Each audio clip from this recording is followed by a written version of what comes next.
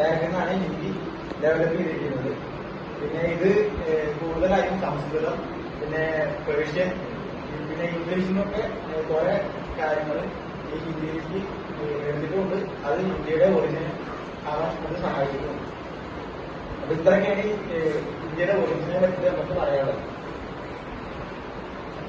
അപ്പൊ അടുത്തത് പറയുന്നത് ഇവിടെ പ്രൊണൗൺസ് ചെയ്യാം. അപ്പൊ ഇംഗ്ലീഷൊക്കെ വെച്ചാൽ ചിലപ്പോൾ എഴുതിയ പോലെയല്ല നമ്മുടെ പ്രൊണൗൺസിയേഷൻ ഡിഫറൻസ് ഉണ്ടാവും.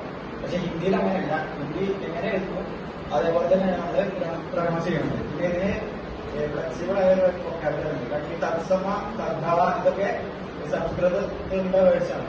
ഇതൊക്കെയാണ് ഹിന്ദിയിൽ മെയിൻ ആയിട്ട് ഉപയോഗിച്ചിരിക്കുന്നത്. പിന്നെ പേർഷ്യൻ ലാംഗ്വേജ്, അറബിക് ഇൻഫ്ലുവൻസ്, പിന്നെ ഇംഗ്ലീഷിൽ നിന്ന് കുറെ കാര്യങ്ങളൊക്കെ എടുക്കുന്നു നമ്മൾ കഴിഞ്ഞ പോയിട്ട് പറഞ്ഞു. പിന്നെ ഹിന്ദിക്ക് കൂടുതലും ഹിന്ദി ലാംഗ്വേജിന് 10 കൂടുതൽ ഡയറക്റ്റ് ഉണ്ട്. ഈ ഭോജ്പുരി, രാജസ്ഥാനി, പിന്നെ ആബദി എന്ന് പറഞ്ഞൊരു ഡയറക്റ്റ് ഉണ്ട്. ഇതൊക്കെയാണ് ഹിന്ദി ലാംഗ്വേജിനെ ഒരു വേറെ തരത്തിലേക്ക് എത്തിക്കുന്നത്.